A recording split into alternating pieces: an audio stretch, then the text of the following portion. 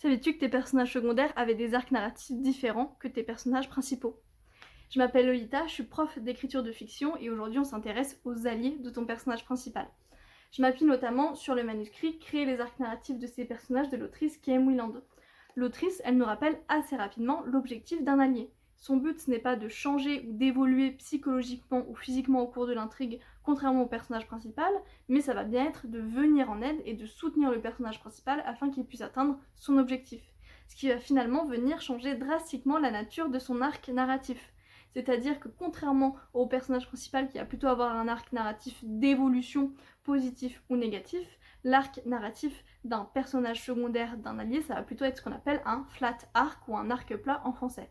C'est-à-dire qu'il ne va pas évoluer grâce au monde qui l'entoure, mais il va plutôt tenter de faire évoluer le monde qui l'entoure, notamment en venant en aide au personnage principal.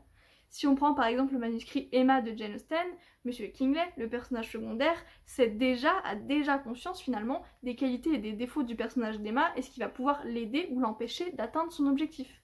Donc son but personnel, ça va être de faire en sorte d'aider Emma à comprendre ça afin qu'elle puisse rétablir sa vérité personnelle. Et on va donc du coup comprendre que le but des personnages secondaires et le but des alliés est bien plus important que juste des personnages figurants. Ils sont là pour approfondir nos protagonistes et pour mettre en avant les qualités et les défauts de nos protagonistes.